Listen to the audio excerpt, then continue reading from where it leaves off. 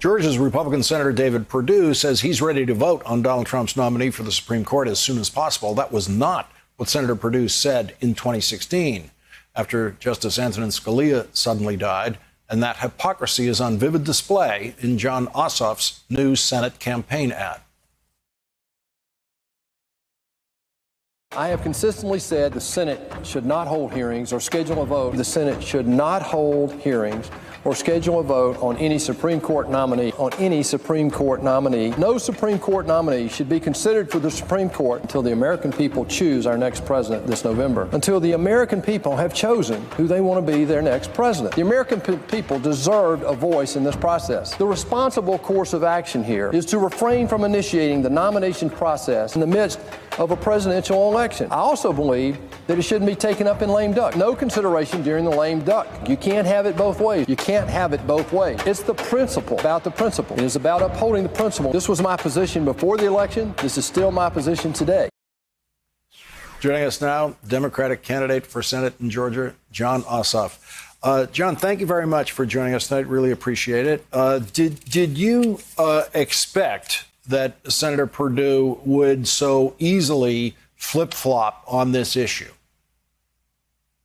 Good evening, Lawrence. Thank you for having me. And frankly, yes, I did. Senator Perdue is not known for his integrity. Remember, this was the guy too busy trading medical stocks and dumping his casino shares in January and February to be honest with his own constituents about the threat of COVID-19. So he's now completely reversed himself after those adamant words on the floor of the U.S. Senate, thrown his so-called principles out the window because they want to rush through a judge who will overturn the Affordable Care Act, rip health care away from people who are already sick, and overturn Roe v. Wade. You're running strong in Georgia, and Joe Biden is running strong. New York Times poll showing Joe Biden tied with Donald Trump at 45.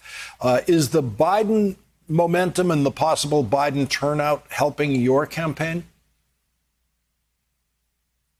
There's massive momentum in Georgia right now. I mean, remember, Lawrence, that just 2 years ago, Stacey Abrams only lost statewide here by 1%. Georgia is becoming younger and more diverse by the day.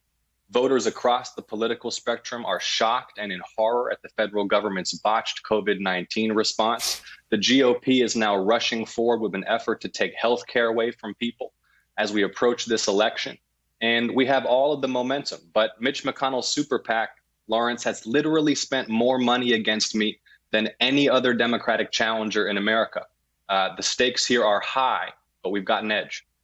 I want to guide the audience on how to look at these polls. The one we just put up showed Senator Perdue at 47, showed you, Jon Ossoff, at 45. When an incumbent polls below 50, that incumbent is considered in trouble because generally the remaining undecideds break for the challenger. And so, Jon, to see you at 45 and the senator at 47 in what is a tie, that's a very strong polling position for you now. Yeah, these polls are going to be neck and neck all the way through Election Day. You know, this is just a very, very tight race. And it's really going to come down to our ability to inform voters about how and when they vote. Remember, Georgia is the front line in the struggle for voting rights. We have Stacey Abrams doing incredible work here to protect ballot access. My campaign is working hard. We're working to honor the legacy that Congressman Lewis left us with, struggling, fighting for voting rights here in Georgia. And it's going to take a full court press to ensure that we can protect everyone's right to access the ballot.